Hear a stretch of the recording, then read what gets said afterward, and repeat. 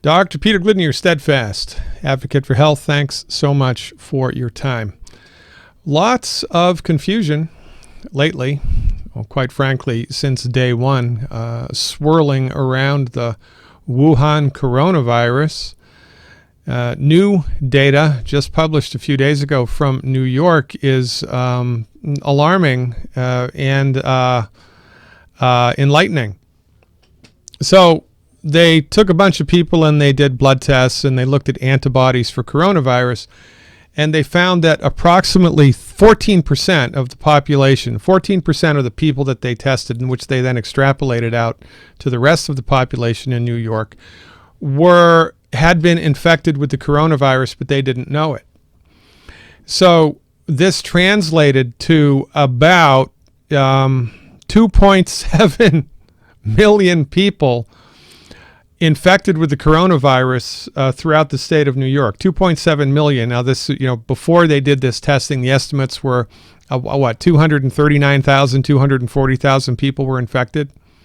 So before they did this blood work, the death rate of the coronavirus was 6%. I mean, 6% of the people who got it died from it, which is a gigantic number. But now, with this new data, the death rate goes down to 0.5%. It's gone from 6% to 0.5%, which is not just a little dip that you would expect in a normal epidemiological survey, but it's gigantic. And this can only be caused by two things. Either there is misdirection about this whole thing from the top, and there's lots of different conspiracy theorists on the internet that have different ideas about that. I'm not going to weigh in on that because I have no idea, right? And my strength is I talk about stuff that's science-based and clinically verified and factual. It's outside of the mainstream, but I'm not going to jump on a conspiracy bandwagon until I have more information. But nonetheless, it either means there's misdirection at the top or incompetence. And I would argue that it's incompetence, because what do you call the person who graduates last in medical school? Well, you call them doctor. Now, we haven't had a free medical market since 1912. Remember that. Since 1912, we have been inside of the monopoly fostered by the American Medical Association, the Food and Drug Administration, and the pharmaceutical industry. In 1912, Congress granted the American Medical Association exclusive control over who could and who couldn't call themselves a doctor. They effectively pushed everybody out of the mainstream who didn't toe the line with pharmaceuticals and drugs as mandatory treatments for disease. This led to the ascendancy of the MD profession, and they've maintained their position at the top ever since, with the unimaginable political persuasion and finances of the pharmaceutical industry. And look, don't get me wrong. As a licensed naturopathic doctor, I can prescribe drugs. It's not the drug, it's how it's used. It's not the gun, it's how it's used. Thank God for insulin. Thank God for the sterile technique and surgery when it's necessary and a general anesthesia, for goodness sakes. These things are great, but when it comes to the treatment of viral illnesses, viral epidemics, conventional medicine, it's just the wrong dog for the hunt. It simply is the wrong dog for the hunt. But inside of a medical monopoly that people don't even know exists, by the way, this has always been an interesting thing to me. Remember, this monopoly was started in 1912, which is long before anybody that's alive now was born. So the people that have grown up in the last couple of generations, the last 3 generations, all they've known is MD-directed medicine, and all they've been told is that the MDs have the secret decoder ring to all things medical, and everybody but the MD is a back-of-the-bus quack, right, with substandard dangerous training. That's been the socialization, and of course it's a lie. In my profession, licensed and regulated naturopathic medicine, is the profession, should be the go-to profession for all things having to do with immune system health and the treatment of viral disease. because our treatments, science-based and clinically effective, are much more effective. Science-based, clinically verified, are much more effective than what conventional medical doctors bring to the table for this. They simply are. But because nobody knows how to pronounce naturopathy, let alone know what it is, we're sidelined. And, our treatments are demonized, for goodness sakes. And as is a direct reflection of this, a little while ago, I interviewed 4 of my colleagues, 3 licensed naturopathic doctors with over 100 years of clinical experience combined, licensed and regulated, by the way, with thriving naturopathic clinics in the states in which they live. And I also interviewed one of the leading medical research pioneers in the world. And all I did was ask them to talk about their experience over the decades treating patients with viral illness, what to do to make the immune system in their patients stronger, what strategies did they have, what pearls of wisdom did they have, and what did the cutting edge of medical research say about all of this. That's all that I did. And for some reason, Vimeo didn't like this, so they took it down, and I'm assuming it's because it was outside of the mainstream, which is a reflection of the medical monopoly, and it's bad. Freedom of speech being destroyed under the guise of keeping people safe is bad because it's a misdirection. It's a canard. I can't say this enough. My profession is licensed and regulated, right? 4 years pre-med, 4 years naturopathic medical school at a fully accredited academic institution, by the way. National boards, state boards, continuing education, get a license to practice medicine. All this stuff it's primary care medicine, but it's not conventional medicine. And the stuff that we bring to the table concerning what to do for viral epidemics is extremely effective. But the monopoly won't let us in, and you should be very afraid of this, quite frankly. You should be very concerned about this. You should be way more concerned about losing freedoms than about possibly dying from the coronavirus, which is ridiculous on its face because here's the 300 billion pound gorilla in the middle of the country that nobody but me is talking about. So these new data secured by the research done in New York State shows an enormous amount of people who were infected with the coronavirus and yet they were symptom-free.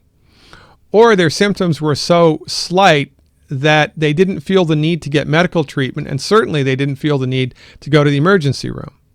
Felt bad for a couple, 3-4 days maybe, who knows, but they didn't think they were going to die from a viral infection, and then they recovered from it. Didn't even know what the deal was in the majority of the cases. And these are the majority of the people who've been infected with the virus. So what's up with that? Well, there's a number of things to talk about there. Number one is we've all been socialized by Hollywood to believe that viral infections are just as dangerous and deadly to everybody who becomes infected, right? The zombie apocalypse. Everybody who gets the zombie virus turns into a zombie within 24 hours, 100%. It's not the way that it is. And by the way, zombies aren't real. That's not how viral infections work. Viral infections wreak havoc in the people whose immune systems were weak. Those are the people who've been compromised. And there are a handful of other things that can weaken the immune system. There's a handful of things that can weaken the immune system, but think about it like this. Really, from the proper perspective, everything makes sense, right? This is my whole mantra, medical perspective. We need it, we don't have it because of the monopoly, right? It's good to be the king, right? When you're the king, you can get away with anything. Premarin. How many thousands of cases of breast cancer were caused by Premarin? Vioxx killed 30,000 people before it was taken off of the market? I mean, the list goes on. Halls of conventional medicine are filled with failures and death and destruction, which nobody is held accountable for because it's a self-regulating, self-policing industry. And I'm not saying they haven't done anything good. They have. But it's one of the few industries that can fail upwards, right? People in the lamestream media, they lie through their teeth for years at a time, and they get promoted. Conventional medical doctors that deliver therapeutics that hurt people, and they still have their license. But I digress. So imagine that you had 10 people. I had 10 people. And we went on a bus trip to Canada in January. And it's snowing outside and minus 10 degrees Fahrenheit. It's cold. What is that Celsius? I don't know.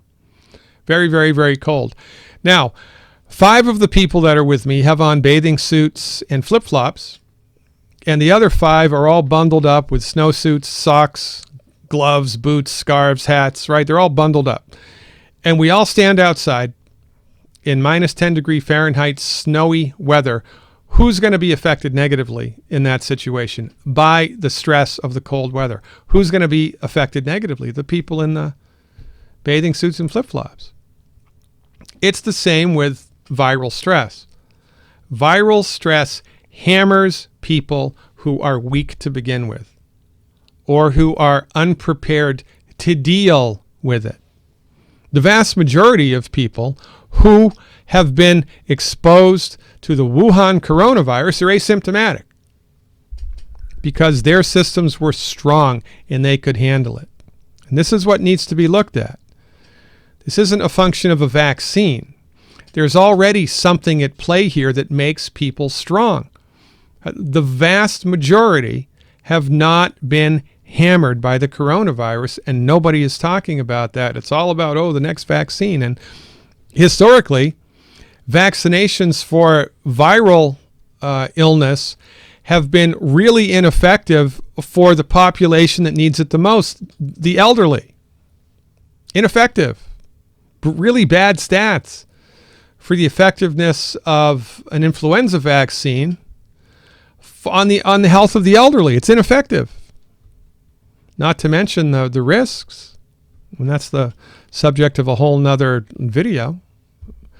But nonetheless, what needs to be talked about is what can we do to strengthen the body?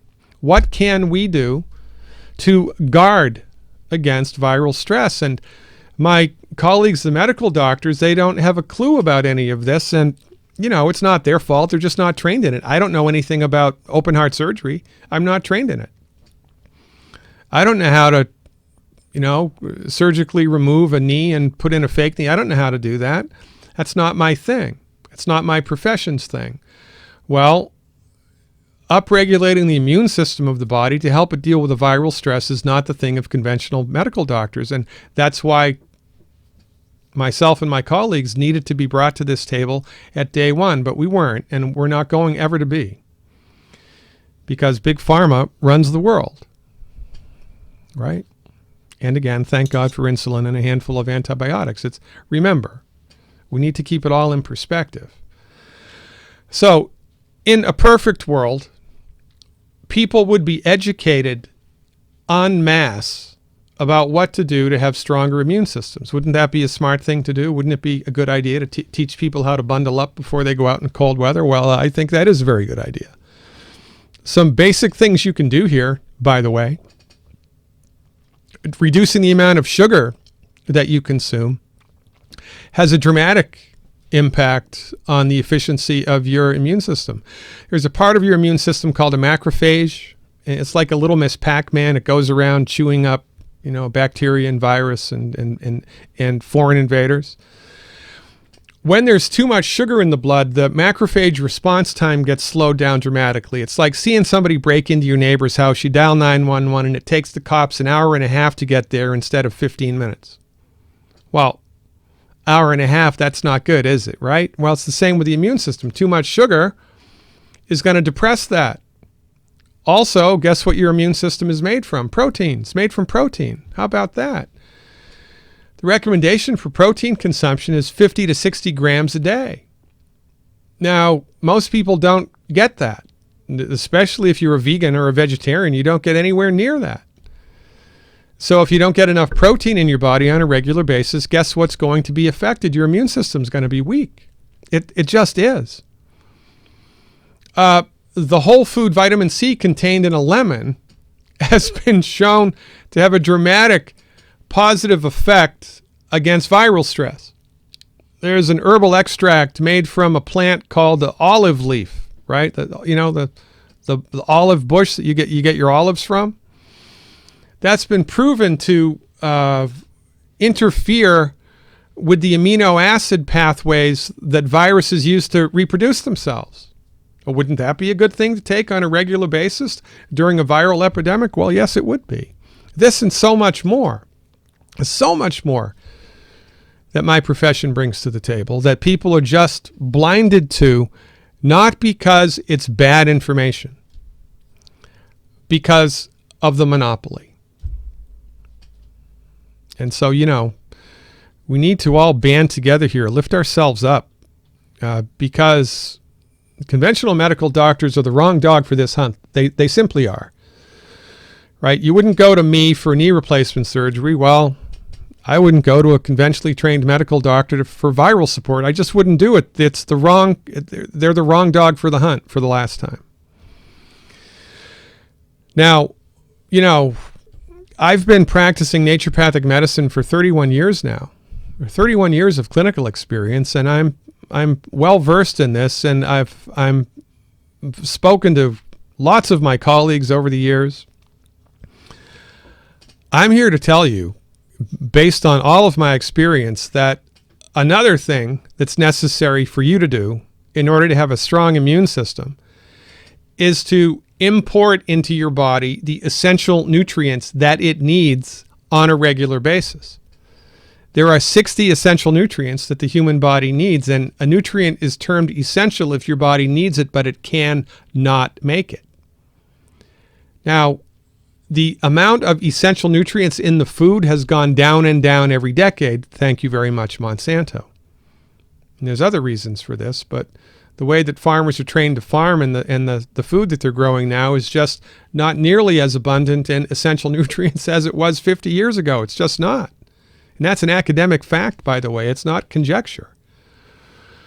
So it's mandatory to supplement your diet, the food that you eat, with vitamins and minerals and amino acids and fatty acids. It's mandatory. If you don't do that, it's only a matter of time until something in your body breaks, and it's not going to break because you have a bad gene or because of cell phone radiation. It's going to break because it ran out of raw materials. One of the fundamental foundations of naturopathic health is fill your nutritional tank up on a regular basis. This is mandatory, right?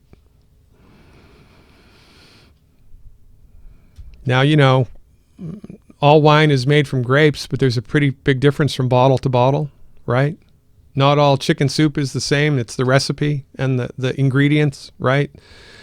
Well, it's the same in the wonderful world of nutritional supplement manufacture, which is a cutthroat world, by the way. And I'm here to tell you again, after 30 years of clinical experience, that the most effective nutritional supplements, the ones that I use almost exclusively, are available over the counter. And this is my preferred place for you to get them, eiffelhealth.com. We've got a couple of instructional videos at Eiffel Health that give you a little bit of information about which nutrients to take and why and how in order to make your system stronger. It's common sense, which is lost in the mainstream. More's the pity. I would argue that more suffering and death has been caused by the ridiculously false notion that you can get all the nutrients you need just from eating.